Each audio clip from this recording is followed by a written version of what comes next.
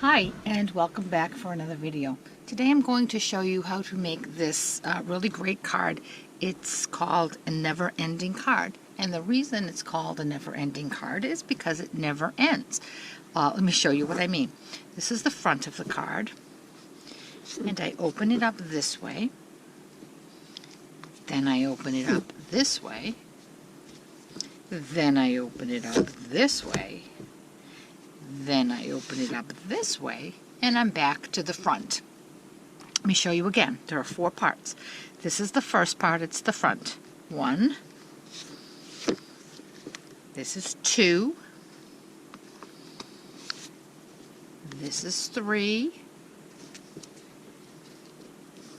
This is 4, and it's the last part, and that's why this square is left empty. That's where I'll sign my card.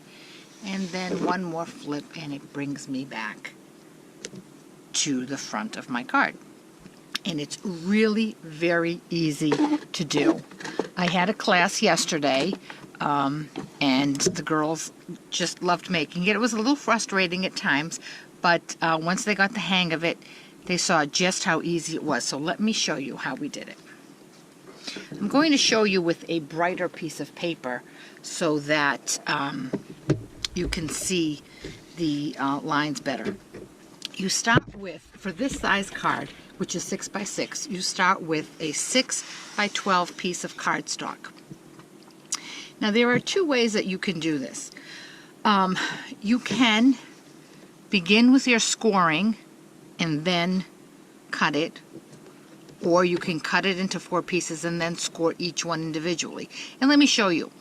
So with the 6-inch side up along the top bar, I'm going to score at 1.5 on either end.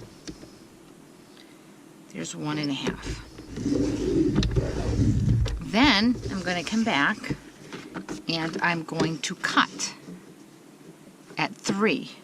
So I'll end up with 4 pieces of paper.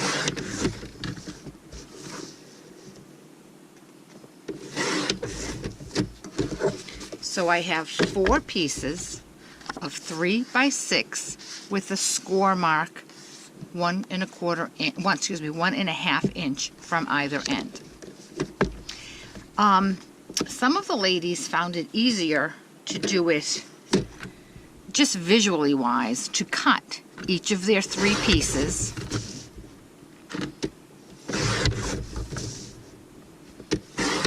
and then go in and score 1.5 on either end. That way, when I tell you the formula, you can see it's really, you end up with the same thing, but some people just find it easier to do it piece by piece. In the formula for whatever size card you're making, in this case this is a 6 by 6, the formula is this: whatever your short end is, your long end is twice that. So this is 3 inches and this is 6 inches. Whatever your long end is, you divide that by 4 and come in that amount on either side. So this is 6 inches. 6 divided by 4 is 1.5. So I came in 1.5 on either end. So again, the short side is half of the long side. So whatever this is, in this case 3, this is 6. The score lines are the length of the long side, in this case 6, divided by 4, in this case 1.5. Okay? And that's all there is to the cutting of it. Now, to put it together, you take 2 of your pieces with your seam down the middle, and with your adhesive, you're going to put adhesive in the 4 outer squares. You want a square of adhesive. So if this is 1.5 inch, you're going to 1.5 inches deep, you're going to go 1.5 inches in. So I'm just going to do this real quick for the video's sake. Okay.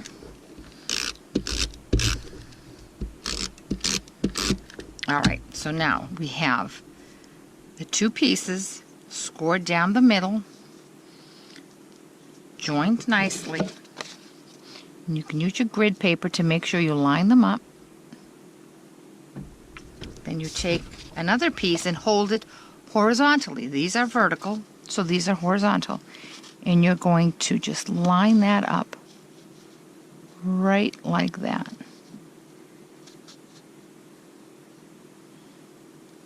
Oh. Down here? Yeah. I'm going upstairs for a while. And press. Okay, then you take your next one, and instead of lining it up from down here, I would suggest that you line it up this way. The reason being, if your measurements when you cut are off, and you line it up here instead of here, these may overlap. So this way, if you line it up here, you know that they're not going to overlap. And once you're done, just look it over and see if you find any pieces that didn't come out straight, and if you do, you just snip them. Now the next thing we need to do is make our crease lines. This is what the hardest part was for the ladies yesterday. And the one thing I can tell you is you only want to fold on your crease lines. So here are your crease lines on the back. So you're going to flip this piece over and press down on your score lines. Okay? The same thing with this one. Here are your score lines. So you're going to flip this piece over and press on your score lines. The only thing you want to press is on your score lines. Okay, so that's that one. And again, here you have some more score lines. So we're going to do the same thing. Okay, I'm going to flip this piece over and press on our score lines. Flip this piece over and press on our score lines. And that is it. So here's the front. There's 2. There's 3. And there's 4. Come back again, and you start at the beginning. Again, there's 1. There's 2. There's 3.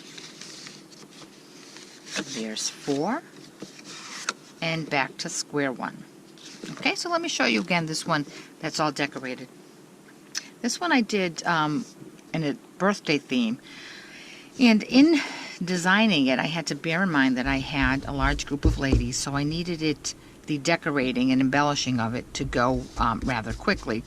And I couldn't have everyone waiting to do the different pieces. So I used all different sets, all different colors, nothing was repeated. So these 4 squares here are from the sheltering tree, and those are in Marina Mist. This one here, these are the dies from the birthday pop-up, and the little jimmies are from the sweet cupcake. This here is from the stylized birthday. I open it up. These 4 squares were done with the stitched shapes. This was done with the thinlits from the balloon pop-up. This was done, it was one of the birthday sets. The name escapes me at the moment. Let me just look up here and see if I can see it real quick.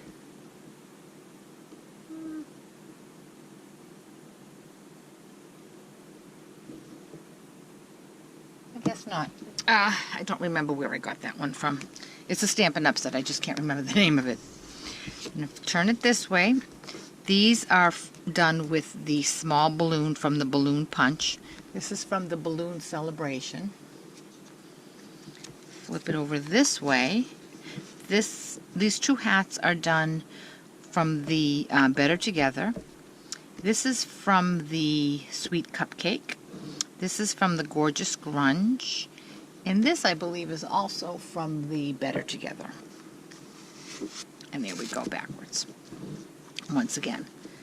I mean, it really is. It has such a wow factor to it. The girls, once it was finally completed, they got over the little obstacles that they encountered, they were so impressed with themselves for having been able to make it. Now, the problem with this, if there is a problem, is that it's 6 by 6 and it doesn't fit in a typical envelope. So with my envelope maker, I was able to make a custom envelope for it so that I am able to send it off. If, however, you don't want to make a custom envelope, you can make this in a regular A2 size. And here is one made like that. And it opens exactly the same way. And it's made exactly the same way. Making this one is not as simple as just the 3 by 6. I can suggest that if you're interested in making this one, if you go to Tammy White's website, her blog, she's a Stampin' Up! Demonstrator here in Massachusetts, stampwithtammy.com, and do a search on her blog for the Never-Ending Card and Infinity Card. She has a great template that you can print out, and it shows you exactly where you cut and where you score to make the smaller one. And she has a great little diagram that you can follow as well. So I would suggest that if you would like to make a smaller one. Like I said, they're equally as cute, and this one will fit in a regular envelope. If you have any questions at all, please certainly feel free to contact me through my blog. The link will be in the description below. I hope you give it a try because it really is a great, great card. Thanks for watching.